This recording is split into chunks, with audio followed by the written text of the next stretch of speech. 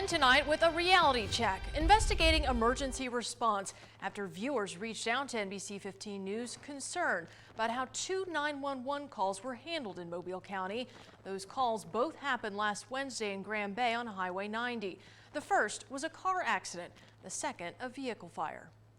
Surveillance video of Bargain Barn's parking lot didn't capture the car on fire, but you can see the smoke from it on the left-hand side of your screen, and people carrying buckets of water to put the flames out. Bargain Barn owner Tony Nelson called 911. I did give the dispatch our location of our address, the physical address. Yet surveillance video shows the fire truck driving right past them after the fire had already been put out.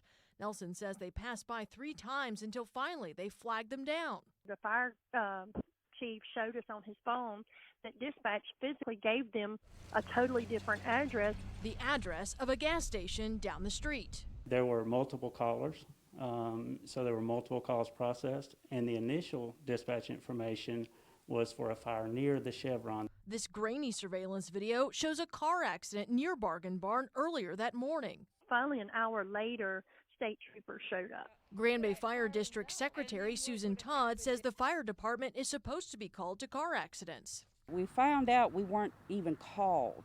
Mobile County EMS Executive Director Mark Turner says in that case, they were not notified about the wreck initially because it was reported there were no injuries. And when they were told about possible injuries, an ambulance and Grand Bay Fire were sent to the scene. Both Todd and Nelson say dispatch response to the 2 accidents in one day troubles them. I think there's a concern there that calls aren't being dispatched correctly. That what if next time it's a heart attack patient?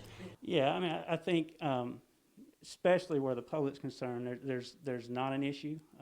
We processed well over 30,000 calls last year without incident. So I think it's just a wild coincidence that there were some issues that were close together, but both were handled appropriately. Mobile County EMS says it is confident it handled the calls appropriately, but still is conducting a more thorough review just to make sure.